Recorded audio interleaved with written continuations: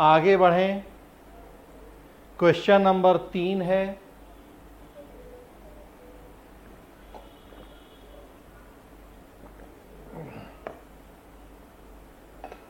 जी हाँ, क्षेत्रीय दलों के नाम आप लिख सकते हैं, पार्टी के नाम यहाँ तो अब आरजेडी या जेडीयू, तो इनके नाम लिखे जा सकते हैं, उनमें कोई बुराई नहीं है। बस जब स्पेशली होता क्या है कि किसी की तारीफ करना है, किसी की बुराई करना है, तो वहाँ अपेक्षा की जाती है कि भाई बचें इन चीज़ों से, क्योंकि पॉलिटिकल न्यूट्रलिटी या राजनीतिक तटस्थता की अपेक्षा की जाती है। लेकिन जब एक निरपेक्ष ढंग से एनालिसिस या विश्लेषण कर रहे हैं, ना हम किसी की तारीफ कर रहे हैं ना किसी की बुराई कर रहे हैं, तो वहाँ नाम लिखने में आपत्ति नहीं है। बस जब तारीफ या बुराई का मैटर है तो फिर समझदारी है कि फिर वहाँ आप नाम लिखने से बचें। अगला देखेंगे, 3 नंबर क्वेश्चन है। 3 नंबर क्वेश्चन जनहित याचिकाओं के ऊपर है। प्रश्न है, जनहित याचिकाओं का इतिहास एवं भूमिका बताएं। भारतीय संविधान में ऐसे कौन कौन से प्रावधान हैं जहां से न्यायपालिका न्यायिक पुनरीक्षण एवं जनहित याचिकाओं के उपयोग की शक्ति प्राप्त करती है। Explain the history and role of PILs. What are the provisions in the Indian Constitution from which the judiciary derives the power of judicial review and the use of public interest litigations PILs? तो ये 3 number प्रश्न है।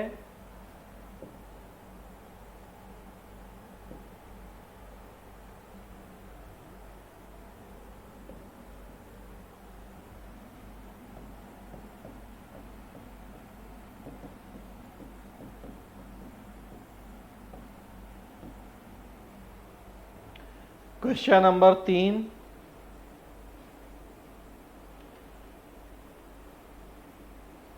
दो part फिर प्रश्न में हैं।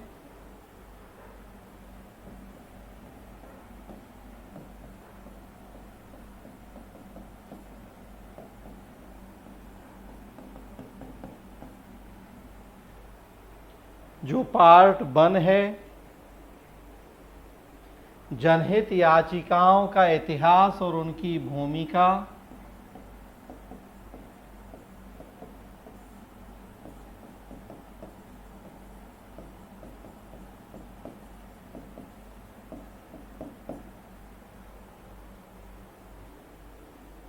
और सेकेंड पार्ट है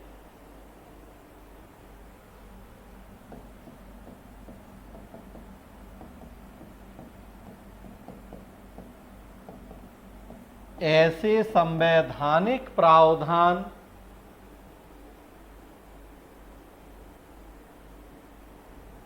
जहां से न्यायपालिका को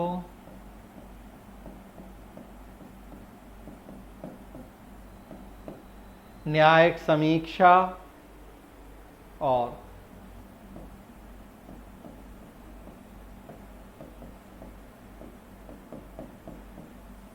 जनहित याचिका के उपयोग की शक्ति मिलती है।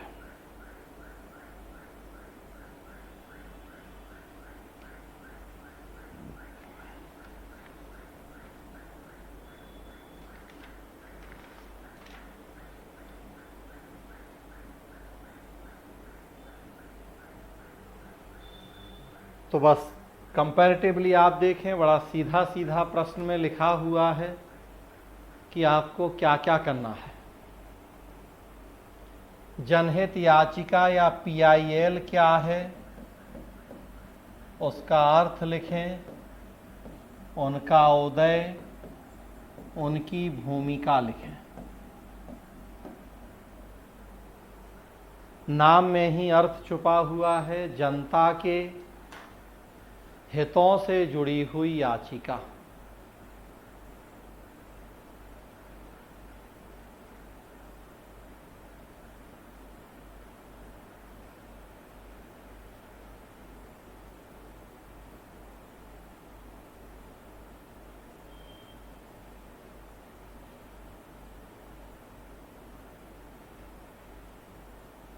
3 नंबर प्रश्न में यहां बता रहा हूं कि जनहित याचिकाओं का उदय और भूमिका बतानी है हमें। प्रश्न तो देखिए लिखा ही है सारा, मैंने उसको तोड़ रहा हूं, हर प्रश्न को उनके जितने कीवर्ड हैं वो निकाल के बता रहा हूं आपको। तो प्रश्न है कि जनहित याचिकाओं का इतिहास और भूमिका, और फिर है कि ऐसे संवैधानिक प्रावधान बताएं जहां से न्यायिक समीक्षा और जनहित याचिकाओं की व्यवस्था हो रही है। तो आपको शुरुआत करनी है जनहित याचिका क्या है उनके अर्थ से। नाम में ही अर्थ छुपा है, जनता के हितों से जुड़ी जो याचिकाएं हैं। जनता के हित मतलब व्यक्तिगत हित नहीं, बल्कि सामूहिक सामाजिक हित से जुड़ी जो याचिकाएं हैं उनको जनहित याचिका या पब्लिक इंटरेस्ट लिटिगेशन की संज्ञा दी गई है। क्या ये कॉन्सेप्ट है, क्यों कॉन्सेप्ट आया है, हमें इसकी चर्चा करनी है। हमारे देश में आप देखेंगे, चूंकि हमें उदय दिखाना है, इनका इतिहास दिखाना है, क्यों और कब शुरुआत हुई, तो वो चर्चा। हमारे देश में आप देखेंगे न्यायपालिका की एक बहुत बड़ी कमी है कि न्यायपालिका के ऊपर वर्कलोड बहुत ज़्यादा है, कार्यभार की अधिकता है, समय पर न्यायपालिका न्याय नहीं कर पाती है। और एक बहुत बड़ी समस्या है न्यायिक कार्यों में कि हमारे देश की बहुत बड़ी आबादी गरीब है, बेरोजगार है, निरक्षर है, सामाजिक आर्थिक दृष्टि से पिछड़ी हुई है। तो परिणाम कि वो अन्याय और शोषण का शिकार होने के बावजूद भी न्यायपालिका के समक्ष न्याय की मांग नहीं कर पाती है। ये जो दो बहुत बड़ी कमियां न्यायपालिका की हैं, एक वर्कलोड का बहुत ज़्यादा होना, समय पर न्याय नहीं मिलना, और दूसरा समाज के जो वंचित शोषित वर्ग हैं उनका न्यायपालिका तक पहुंच ही नहीं पाना। और इनका परिणाम है कि हमारे देश में न्यायपालिका सही तरीके से अपने जो न्याय संबंधी कार्य हैं उनका संचालन नहीं कर पा रही है। कहा जाता है justice delayed means justice denied, देर से मिला न्याय अन्याय के समान होता है। और इस लिहाज से अगर बात करें तो हम लोगों के देश में न्याय तो शायद ही कभी होता है। 10 साल, 15 साल, 20 साल या कई बार तो 35 साल न्यूज़पेपर में हम लोग पढ़ते हैं, देखते हैं कि तब जाके फैसले आते हैं। अदालत की एक व्यंग्यकार बड़ी अच्छी व्याख्या करते हैं, न्यायपालिका को उर्दू में अदालत कहा जाता है। अदालत में जो 4 अक्षर हैं अ, द, ल और ता, बड़ी अच्छी व्याख्या की है किसी व्यंग्यकार ने। आ का मतलब आओ, दा का मतलब दावा करो, ला का मतलब लड़ो और ता का मतलब तबाह हो जाओ। तो ये भारतीय अदालत है, आओ दावा करो, लड़ो और तबाह हो जाओ। कितना बड़ा व्यंग्य कटाक्ष है इंडियन जुडिशियरी के ऊपर, आओ दावा करो, लड़ो तबाह हो जाओ। तो न्यायपालिका की जो कमियां हैं उन्हीं कमियों के संदर्भ में ये कॉन्सेप्ट आया है जनहित याचिका या PILs का। जो वंचित शोषित वर्ग हैं वो न्याय के लिए जा ही नहीं पा रहे। छोटे बच्चे हैं, चाइल्ड लेबर हो रहा है, 10 साल 12 साल के बच्चे। महिलाएं हैं जो घरेलू महिलाएं हैं, पढ़ी लिखी नहीं हैं, सामाजिक आर्थिक स्थिति अच्छी नहीं है, शोषण का अन्याय का शिकार हो रही हैं, घरेलू हिंसा या और दूसरी कई दिक्कतें समस्याएं हैं।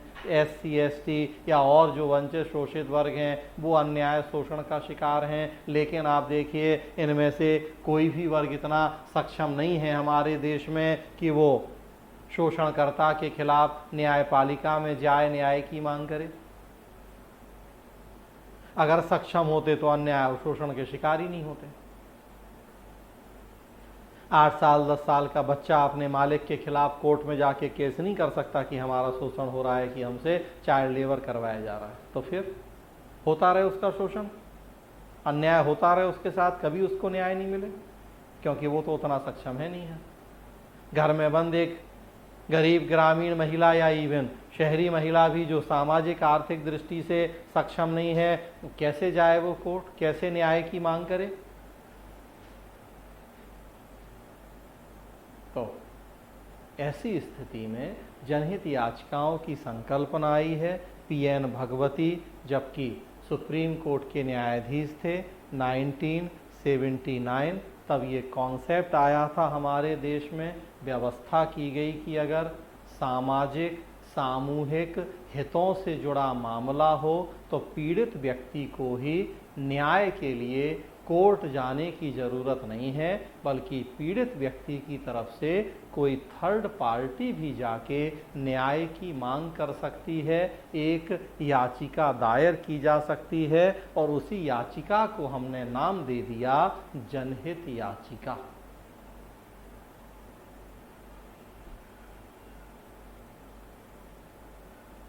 सतवीर, क्या आवाज़ की दिक्कत हो रही है क्या? पूछो क्यों ऐसा होता है। फिर अगर यहाँ से दिक्कत है तो वहीं से क्लास लें। फिर ऐसा क्यों होता है ये कि यहीं, हाँ यहीं से होती है दिक्कत, या क्या चक्कर है ये? हमेशा जब यहाँ से क्लास ले रहे हैं तो वही प्रॉब्लम है लोगों की, हैं? अच्छा, तो उससे दिक्कत है क्या?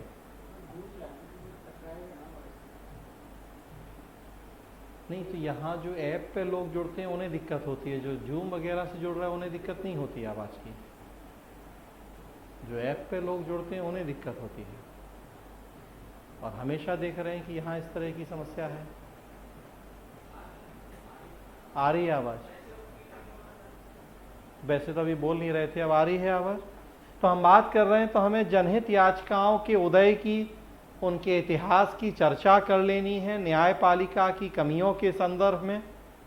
फिर जनहित याचिकाओं की क्या भूमिका है, हमें वो दिखाना है। सबसे बड़ी भूमिका मैंने बताई आपको कि समाज के जो वंचित शोषित वर्ग हैं, जिन तक वर्षों से अन्याय और शोषण तो हो रहा था, न्याय नहीं मिल पा रहा था, अब न्याय पहुंचना संभव हुआ है।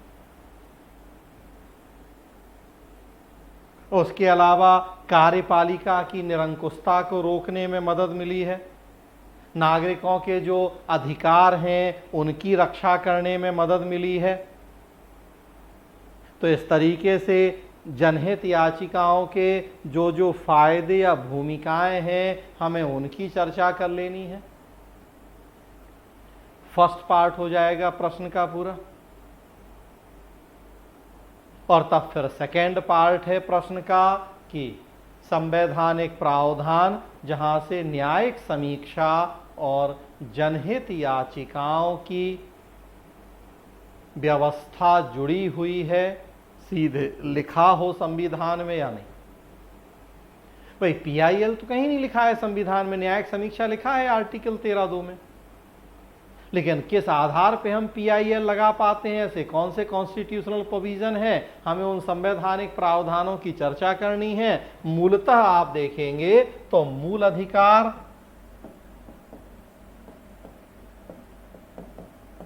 और नीति निदेशक तत्व, fundamental rights and directive principles, ये दो सबसे महत्वपूर्ण खंड हैं हमारे संविधान के, या भाग हैं, जहां से न्यायिक समीक्षा हो, जनहित याचिका हो, इन सब की शक्ति मिलती है हमें। और प्लस साथ में आप देखेंगे जब केशवानंद भारती मामले के बाद संविधान के मूल ढांचे का कॉन्सेप्ट आया है, तो न्यायपालिका को न्यायिक समीक्षा की ताकत तो वहां से भी मिल गई है।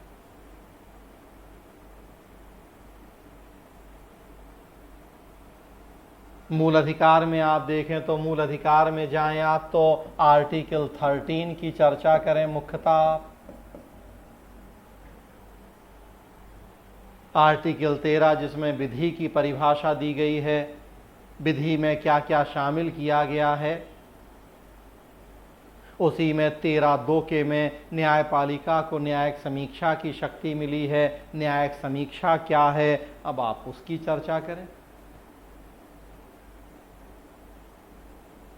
विधायिका कार्यपालिका द्वारा बनाए गए कानूनों, जारी किए गए आदेशों की इस आधार पर समीक्षा करना कि वो संवैधानिक प्रावधानों के अनुरूप हैं या नहीं हैं, कहीं मूल अधिकारों को ठेस तो नहीं पहुंच रही है, कहीं संविधान के मूल ढांचे को ठेस तो नहीं पहुंच रही है। तो इस आधार पर जब हम जांच या समीक्षा करते हैं, न्यायपालिका करती है ऐसा, सुप्रीम कोर्ट भी, हाई कोर्ट भी, तो न्यायिक समीक्षा कहते हैं। 13(2) के तहत उसकी चर्चा करें।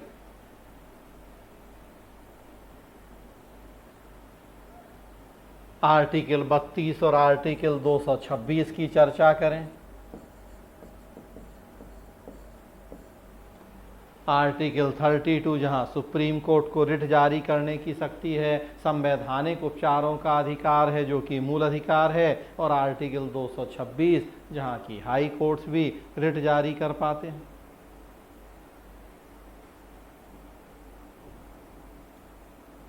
उसके अलावा डायरेक्टिव प्रिंसिपल्स हैं। आर्टिकल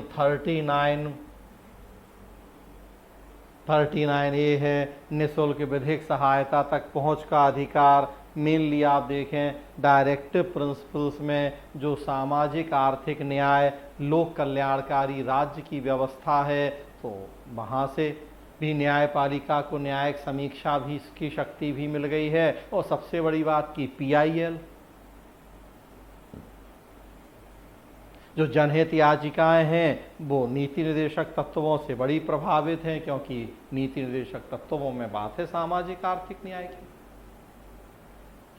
समाज के वंचित शोषित वर्गों को मुख्य धारा में जोड़ने की, और जब ऐसा नहीं हो रहा है, शोषण अत्याचार हो रहे हैं, हम PIL लगा के पहुंच जा रहे हैं कोर्ट। तो हमें अब ये सारे जो संवैधानिक प्रावधान हैं उनकी चर्चा कर लेनी है, और लास्ट में फिर कंक्लूड कर देना है कि जनहित याचिकाएं हैं, न्यायिक समीक्षा है, इनके कई सारे फायदे हैं, लेकिन दुरुपयोग भी हुआ है जनहित याचिकाओं की व्यवस्था का।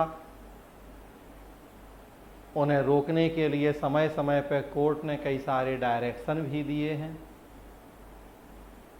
आप चाहें रिसेंट एग्जाम्पल कोट कर सकते हैं। अभी देखिए आप, सेंट्रल विस्टा प्रोजेक्ट को रोकने के लिए PIL लगाई गई थी, हाई कोर्ट ने 1 लाख रुपया का जुर्माना लगा के भगा दिया। PIL लगाने वाले सो कॉल्ड सोशल एक्टिविस्ट को सुप्रीम कोर्ट पहुंच गए, सुप्रीम कोर्ट ने और कड़ी टिप्पणी कर दी कि 1 लाख रुपया तो कम है जुर्माना। कौन सी ऐसी अनोखी सेंट्रल विस्टा से आपको आपत्ति है? दिल्ली में और ऐसी कितनी बिल्डिंगें बन रही हैं, कितना फायदा नुकसान है, क्या उनकी भी रिसर्च स्टडी करी है आपने जो केवल सेंट्रल विस्टा को रोकने के लिए आ गए? कौन सा इससे जनता के हित की अनदेखी हो रही है? पैसा तो क्या सारा पैसा अब सरकार केवल कोरोना में ही लगाएगी, किसी और काम को नहीं करेगी, सब बंद कर देगी? सबके बजट अलग अलग हैं। तो बड़ा मिसयूज भी खूब हुआ है हमारे देश में, थोड़ा सा उसकी चर्चा करना है। मिसयूज को रोकने के उपाय की चर्चा करते हुए कंक्लूड कर लेना है। तो ये 3 नंबर प्रश्न हो जाएगा जनहित याचिकाओं से जुड़ा हुआ।